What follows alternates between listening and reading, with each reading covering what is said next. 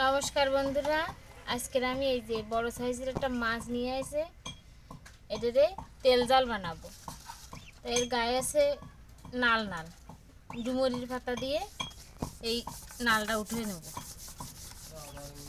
এই ডুমুরির পাতা দিয়ে ঘষে নিলি এই যে কালো কালো যে কালারটা এটা থাকে না, এটা উঠে যায়, নাল নাল থাকে না।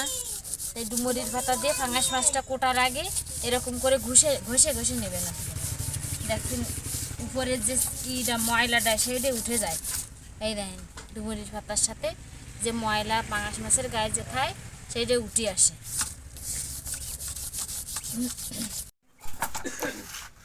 বন্ধুরা এই দেখেন মাছ একেবারে আমি সাদা ফকফকে বানাই ফেলাইছি, কোনো নালও নেই, কালা বা সোপও নেই। এবারে আমি মাছটা কাটবো।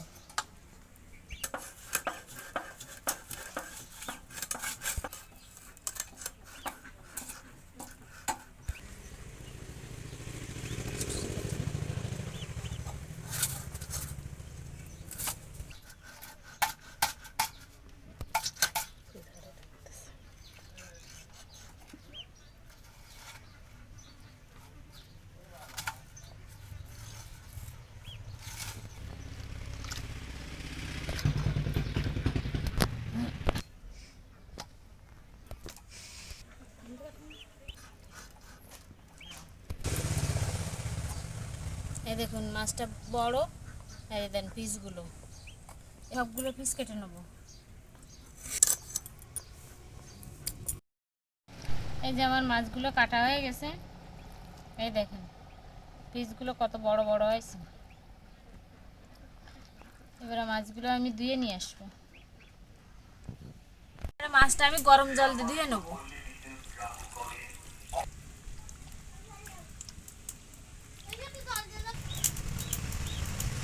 এই যে আমি এই মাছগুলো নিয়েছি তেল জাল করার জন্য, বাকি মাছগুলো আমি রেখে দিচ্ছি।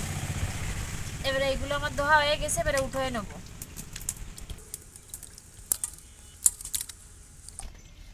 বন্ধুরা এবার আমি মাছের লবণ হলুদটা মাখাই নেবো।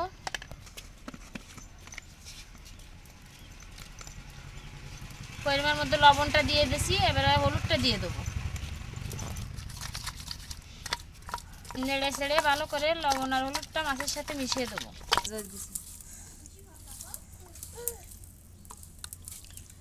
এই যে মাছের লবণ হলুদটা মাখানো হয়ে গেছে, এবার আমি কড়াইটা চুলায় বসানো রয়েছে, এবারে তেলটা দিয়ে দেবো। আমার কড়াইটা গরম হয়ে গেছে, এবারে তেলটা দিয়ে দেবো। এই যে ফাঙ্গাস মাছের তেল ঝাল করার জন্য সব মশলাগুলো বেটে নিছি। আমি বারবারই আপনাকে সবাই বলেছি যে আমি বাটা মশলা দিয়ে রান্না করি। এই দেখেন আমার সব মশলাগুলো বেটে নেওয়া হয়ে গেছে। এই হলো রসুন বাটা, এই শুকনো জাল বাটা, এই এসে জিরে বাটা, এই গরম মশলা বাটা, এই পেঁয়াজ কুচি। আমার তেলটা গরম হয়ে গেছে, এবার আমি এক এক করে মাছগুলো ছেড়ে দেবো।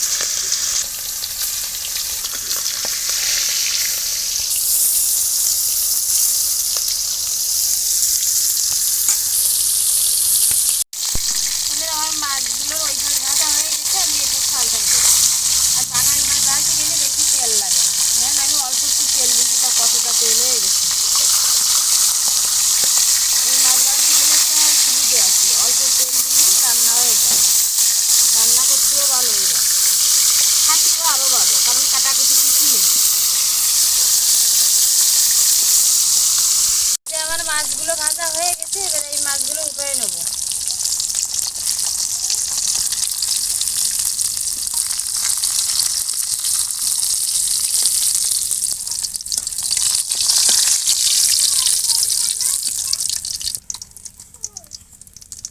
এবার আমি বাকি মাছগুলো দিয়ে দেবো।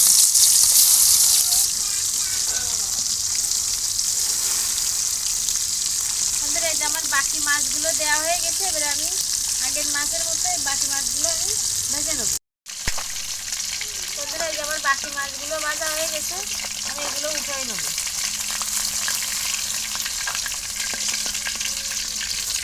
এই যে আমার মাছগুলো ভাজা হয়ে গেছে, দেখেন কি সুন্দর লাল লাল করে মাছগুলো আমি ভেজে নিছি। বন্ধুরা এবারে আমি আলুগুলো ভেজে নেবো।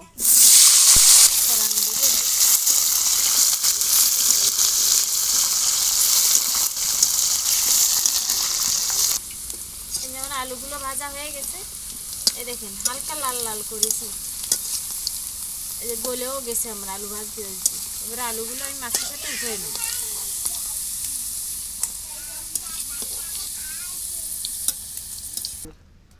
বন্ধুরা এবার আমি মশলাটা কষাই নেবো। প্রথমে পেঁয়াজ কুচিটা দিয়ে দেবো।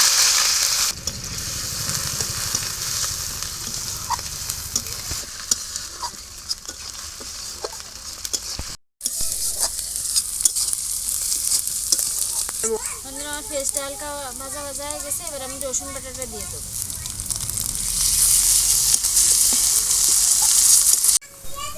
আমার পেঁয়াজ রসুনগুলো ভাজা ভাজা হয়ে গেছে, এবার আমি শুকনো ঝাল বাটাটা দিয়ে দেবো। এই জিরে বাটাটাও দিয়ে দেবো। এবার হালকা নেড়ে চেড়ে সব মশলাগুলো আমি মিশিয়ে নেবো।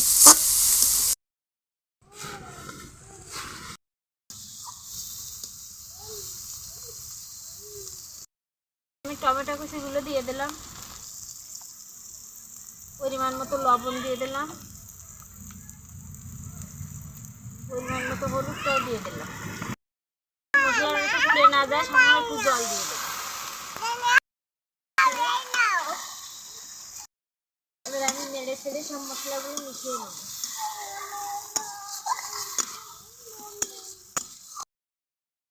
বন্ধুরা দেখেন ওপরে আমার তেলটা ছেড়ে দিয়েছে মশলার। এবার আমি ভালো করে নেড়ে ছেড়ে মশলাটা আমি আরও লাল লাল করে কষাই নেব।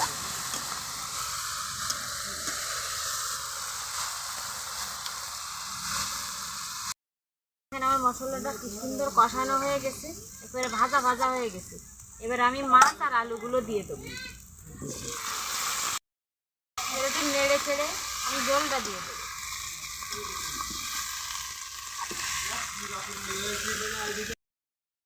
পরিমাণ মতো জলটা দিয়ে দেবো, কারণ আমার আলুটাও ভাজা, মাছগুলোও ভালো ভাজা, তাই বেশি জল দেওয়া লাগে না। এই যে আমি পরিমাণ মতো জলটা দিয়ে দিছি, বেশি জল দেওয়া যাবে না। এবার আমি তরকারিটা জ্বালার জন্য দিয়ে পাবো।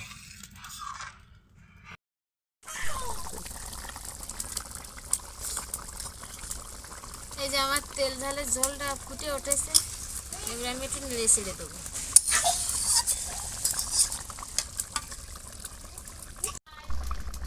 আমার তরকারিটা আদানি জাল হয়ে গেছে, এবার আমি মশলাটা দিয়ে দেবো।